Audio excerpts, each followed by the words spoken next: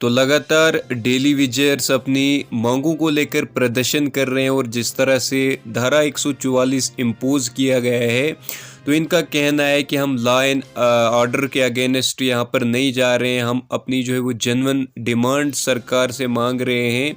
हमारी जो डिमांड्स हैं वो हमें मतलब दी जानी चाहिए। जिस तरह से हमने इस डिपार्टमेंट को 20-20, 25-25 साल दिए हैं तो अब हमें यहाँ पर रेगुलाइजेशन जो है वो दी जानी चाहिए। और साथ ही साथ इनका ये भी कहना है कि जिस तरह से भारतीय जनता पार्टी के प्रेसिडेंट रविंद्र रैना बात करते हैं कि सीएम बनने के बाद पहली कैबिनेट मीटिंग में तमाम जितने भी यहाँ के डेली विजयर्स हैं तो उनको जो है वो रेगुलाइज किया जाएगा। तो इनका कहना है कि जब तक हम रेगुलाइज नहीं होंगे तब तक भारतीय जनता पार्टी के प्रेसिडेंट रविंद्र रैना भी जो है वो सीएम नहीं बनेंगे। तो हमारे यहाँ पर डेली विजयर्स की तरफ से ये जो प्रोटेस्ट चल रहे हैं और इनका क्या कहना है, आगे आप ये वीडियो देख लीजिए और जितना हो सके आप इस वीडियो को ज़्यादा से ज़्यादा शेयर करें ताकि ये वीडियो आगे सरकार तक पहुँच पाए। 1 अगस्त को हमने एक सेक्टर का घेराव किया था तो शायद हमें उम्मीद थी कि 15 अगस्त तक सरकार हमारे हित में कोई ना कोई फैसला लेगी, लेकिन 15 अगस्त भी निकल गया। सरकार की तरफ से कोई भी हमारी मांगों को सीरियस नहीं लिया गया। परसों डीसी मैडम की तरफ से हमें बुलाया गया था, तब भी हमने सारी अपनी डिमांडें जो रखी और हमने बताया था कि हमारी 25 तारीख को रैली होने जा रही है। और आप देखें कि कल 24 तारीख को एक सरकार की तरफ से आर्डर निकाला जाता है कि पुल पर किसी को प्रोटेस्ट ना करने दो, रोड में किसी को जाम मत करने दो, सुप्रीम कोर्ट का आर्डर है।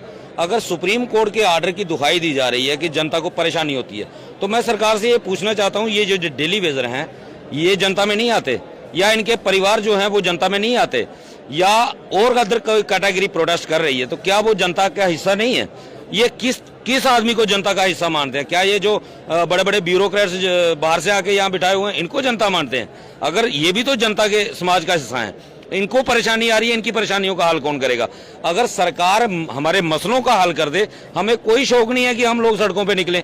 इसीलिए आज ये रैली है। और मैं एक चीज़ और बता दूं, सरकार का 144 का जो उन्होंने आर्टिकल लगाया हुआ है तो मैं सरकार के लिए बता देना चाहता हूं, आज हमारा 2 जगह प्रोटेस्ट हो रहा है इसी वजह से कि सरकार ने एक दमनकारी नीति अपनाने की कोशिश की। तो हमारा एक प्रोटेस्ट यहाँ पे हो रहा है और दिया जिनको यूपी वालों ने हरा दिया। अगर ये इतने लायक होते, इतने विकास पुरुष होते तो यूपी वाले इनको भगाते नहीं वहां से। तो आज ये वही हालत जम्मू को पूरा यूपी और बिहार बनाने की कोशिश कर रहे हैं। जैसे वहां पे बेरोजगारी है, वहां पे लोग तरस रहे हैं रोजगार के लिए, वही हालत आज जम्मू में बनाने का प्रयास किया जा रहा है। तो ये 2 जगह मकसद प्रोग्राम करने का मकसद यही था। सरकार के लिए चेतावनी है, हम जहां चाहेंगे वहां पहुंच सकते हैं। आपकी सारी एडमिनिस्ट्रेशन फेल है हमें रोकने में। हमारे मसलों का हल करें वरना ऐसा जन आंदोलन यहाँ पे बढ़ने जा रहा है। आप देख सकते हैं बार एसोसिएशन है, राजपूत सभा है या पीएचई डेली वेजर है, ट्रेडर यूनियंस हैं या टीम जम्मू है, चैम्बर ऑफ कॉमर्स है, सभी लोग 29 तारीख को सड़कों पे उतर रहे हैं। और फिर ये चीजें जो है संभालना सरकार के हाथ में नहीं रहेगा। क्या लगता है क्यों सेक्शन 144 इम्पोज किया गया? क्या एडमिनिस्ट्रेशन डरती है कहीं ना कहीं जो आपके लगातार, क्योंकि प्रदर्शन तो पहले भी किए जा रहे हैं, फ्लाईओवर पे पहले भी किए जाते थे, लेकिन अभी रिसेंट इसको 144 को जो है वो लागू किया गया। देखिए सरकार क्यों डरती है? हम कोई बलोचिस्तान तो मांग नहीं रहे सरकार से, हम कोई गिलगित तो मांग नहीं रहे उससे सरकार से, जो अक्साई चीन कब्जाया हुआ वो तो हम मांग नहीं रहे। हम अपने अधिकार मांग रहे हैं कि हमने अगर 28-28 साल इस डिपार्टमेंट को दिए हैं तो हमारा जो अधिकार बनता है, जो कानून हमें अधिकार देता है कि 1 या 2 साल के बाद, जो सुप्रीम कोर्ट की गाइडलाइन है कि 1-2 साल आप किसी वर्कर को कैजुअल लेबर रख सकते हो, उसके ज्यादा आप किसी को कैजुअल लेबर नहीं रख सकते हो। हम अपनी रेगुलाइजेशन मांग रहे हैं, हम अपनी पेंडिंग वेजेस मांग रहे हैं 70 महीने की, जो हमें हर महीने मिलनी चाहिए थी। इससे ज्यादा तो हम कुछ मांग नहीं रहे। मिनिमम वेजेस एक्ट मांग रहे हैं दिल्ली यूटी का, ये यूटी बनने के साथ यहाँ पे लागू होना चाहिए था।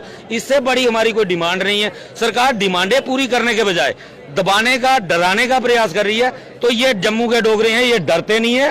ये जब अपनी पे आ जाएं तो ये बड़ों को डराते हैं। ये महाराजा हरि सिंह जी की स्टेट है जिन्होंने इसको गुलाम तक नहीं होने दिया। पूरा देश अंग्रेजों का गुलाम था। ये स्टेट तब भी इंडिपेंडेंट थी, आज भी इंडिपेंडेंट रह सकती है। ये पता नहीं किस ख्वाब में बैठे हुए हैं।